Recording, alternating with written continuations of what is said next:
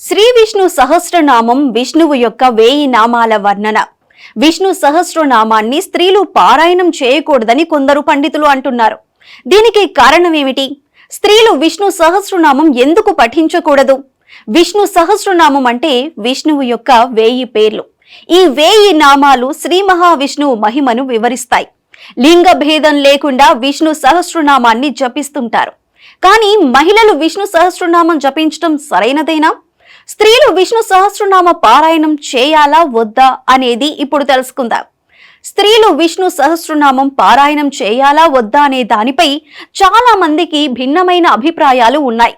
స్త్రీలు కూడా విష్ణు సహస్రనామ పారాయణం చేయవచ్చని కొందరు పండితులు చెబుతుంటే మరికొందరు పండితులు పారాయణ చేయకూడదని అంటున్నారు. కానీ కొందరు పండితులు పురాణాలలో స్వయంగా పార్వతీదేవి విష్ణు సహస్రనామాన్ని పఠించిందని, ఇతర స్త్రీలు ఎందుకు పఠించకూడదని ప్రశ్నించారు. మరికొందరు పండితులు విష్ణు సహస్రనామంలోని ఒక శ్లోకాన్ని సూచిస్తారు. ఇది మాత్రమే స్త్రీలు పఠించకూడదు. ఈ శ్లోకం తప్ప విష్ణు సహస్రనామం మొత్తం పఠించవచ్చని తెలిపారు. కేనోపాయ లఘున విష్ణునామ సహస్రకం పఠ్యతే పండితైర్నిత్యం స్తోత్రం ఇచ్చామి అహం ప్రభో.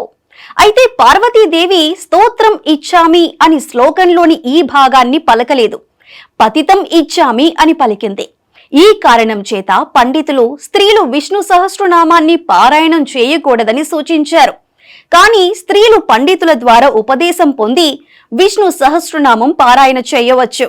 విష్ణు సహస్రనామ పారాయణం వల్ల అనేక లాభాలు కలుగుతాయి. సంపద వృద్ధి, ఐశ్వర్యం, గురుదోష నివారణ, భౌతిక కోరికలు నెరవేరటం, భయం నుండి విముక్తి, ఆత్మవిశ్వాసం పెరగటం. శ్రీ మహావిష్ణువు నామాన్ని ఒక్కసారి పలకటం ముక్తిదాయకమైతే ఈ భగవన్నారాయణుడిని 1000 రూపాలు గల పేర్లతో పిలవటం మరింత శుభకరం. ప్రతినిత్యం విష్ణు సహస్రనామాన్ని జపించటం శుభప్రదం, ఫలప్రదం.